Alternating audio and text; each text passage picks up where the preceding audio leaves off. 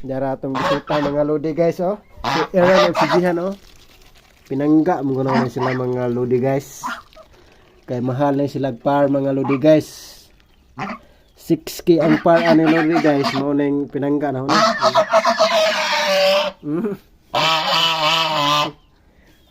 Hong gipalit na mga lodi guys kay purpose aning gansa bantay sa area na ho kay mosagit manggunig na mga taong musod nga lain.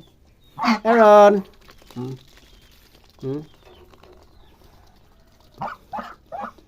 Kan anang bato oh.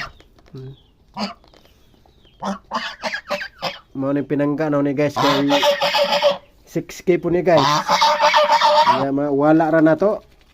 Ano ni guys, si Aaron o si Jihan. Grabe na ni ka pinangga. Musod na sila ani guys kung mukaon guys. Nanan din eh.